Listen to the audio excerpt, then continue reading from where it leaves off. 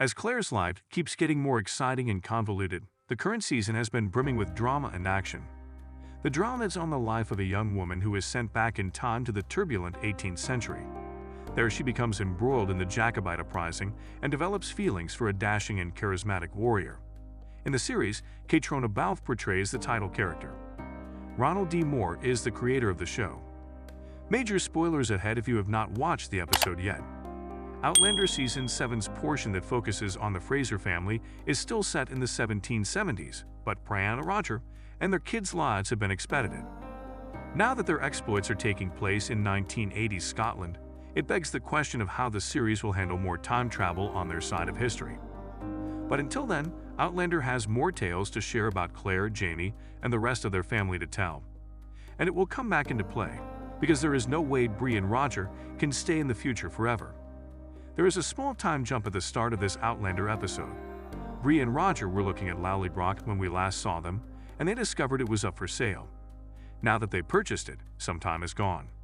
The Mackenzies are residing in a trailer in 1980, while the family home is being repaired. Now that they are a little older, Jemmy and Mandy argue with one another frequently, as siblings do. However, it turns out that Bree and Roger have already spent all of their savings to build Lallybroch to its current state. An additional building will cost an enormous sum of money that the pair is utterly unable to afford. They therefore decide to get by with the information that has been updated so far, as their contractor offers them a fresh estimate. After all, a working kitchen from the 1980s and running water are far superior than what they had in the 18th century.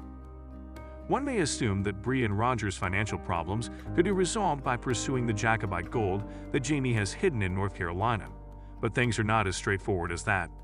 Because she doesn't want to boil the pot of memories Jemmy has of the past, Brianna decides not to ask him where the treasure is. In fact, Jeremiah is a constant source of confusion for her and her husband, so they already have their hands full with him. First of all, he blames pixies for his mother's damaged radio. Then he claims that a horse-like monster known as a Knuckleavy has threatened to harm Mandy if he doesn't feed it food. Since he doesn't often lie, Brianna and Roger question where he is getting all these tales from and why. Roger contends that the boy's belief in magical beings makes sense, whilst Bree would like to put an end to it. After all, he has traveled across time. Bree goes for a job interview at a neighboring dam since someone needs to be the family's breadwinner while the Jacobite gold is still out of reach. She is there to apply for a job as a plant inspector, but the man conducting the interview, Mr. Campbell, mistakenly believes she has come to apply for a secretarial post. What else is a woman capable of?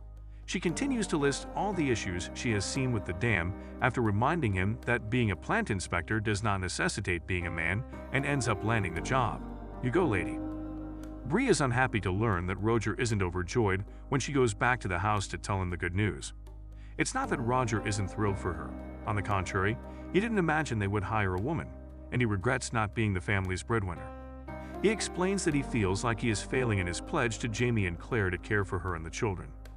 Additionally, he no longer knows where he stands with God, despite having once desired to become a preacher. Roger had believed that the Almighty was in charge, and that everything was predetermined. But he and Bree traveled back in time, and by rescuing Claire and Jamie from the fire at the ridge, more on that later, they literally altered the course of history. Roger feels like he can no longer properly care for his family and is unclear of what to believe. Ian hears a disturbance while Claire, Jamie, and him are traveling to Wilmington in the 1700s and stopping for a break in the woods when Ian starts to panic about Archibald showing up to exact his vengeance. Ian has been scared that the elderly man's warning to kill someone he cares about will come true. Jamie reassures Ian that Bug is far away and reminds him that the old guy wants to make him fearful.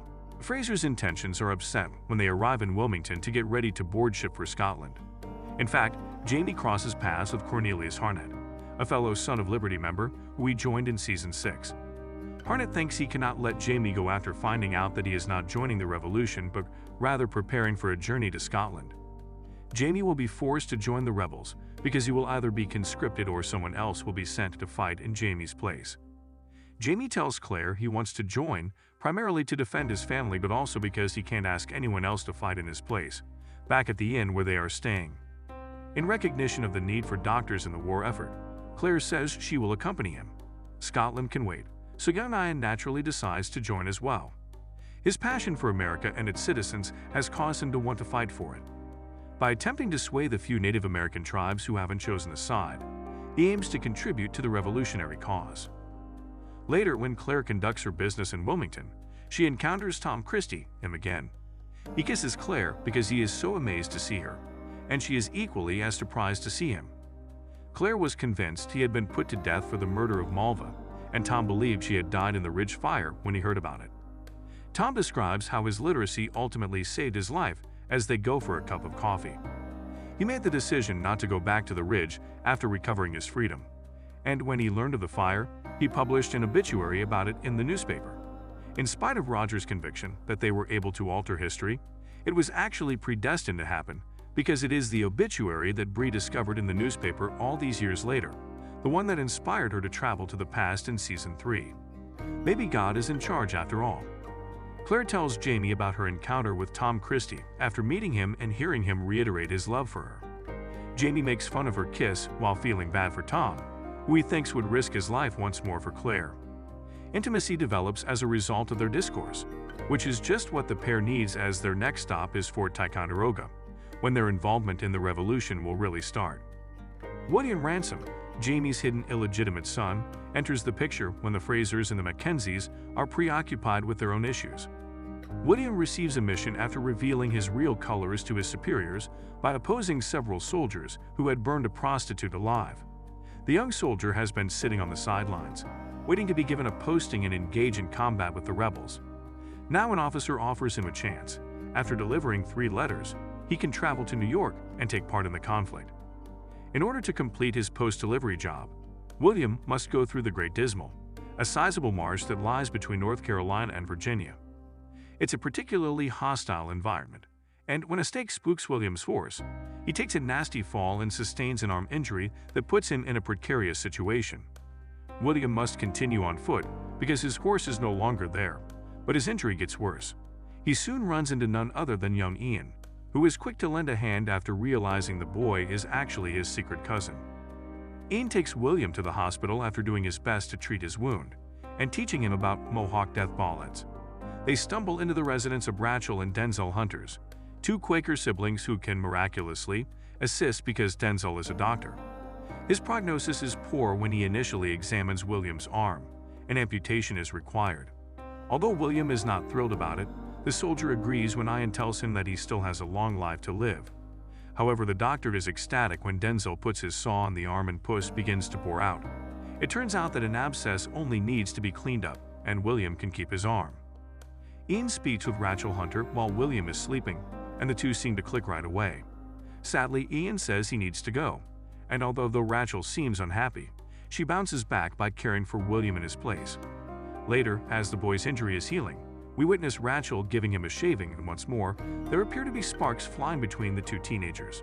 She informs William that she and her brother would soon have to relocate since their community has turned against them after Denzel came out in favor of independence. William offers to accompany them because they are traveling in the same direction as he must to deliver his messages. When will William and the Hunters next see Ian? What will happen to Claire and Jamie at Ticonderoga? To discover out, tune in to Stars and Lionsgate Plus the following week.